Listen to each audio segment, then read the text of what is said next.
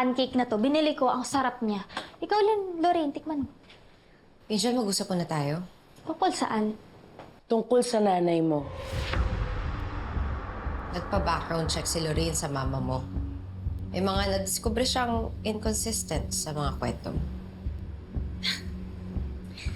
Ate, di ba na-clear ko na to? Tsaka kung may mga tanong pa kayo sa akin, pwede ba sa akin na lang kayo dumiretso? Yan naman pala eh. Eh di unang tanong, saan nakalibing ang nanay mo? Ha? Sa Bulacan? Good! Tara, puntahan natin. Siguro naman natatandaan mo kung saan nakalibing ang nanay mo. Matagal na kasi since last kong binisita yung puntod niya. Kaya hindi ko na maalala.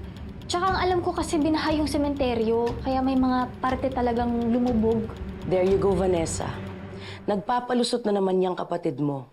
Halatang-halatang nabubuking na siya. Anong nabubuking? Ate, ano ba nangyayari?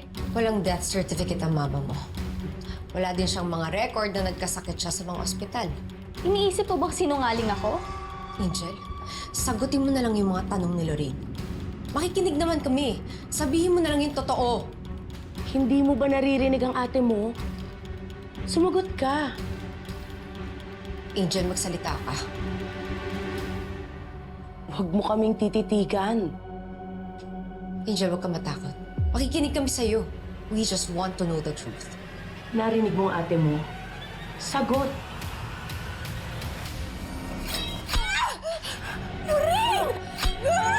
Bagay sa kanya.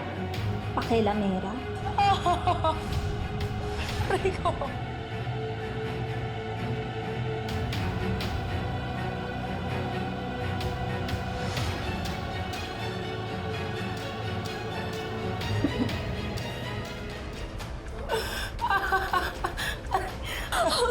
Angel, bakit mo ginawa yun? Oh my God! Oh my God! Oh my God! Kumuha ka ng first aid kit! Sagot!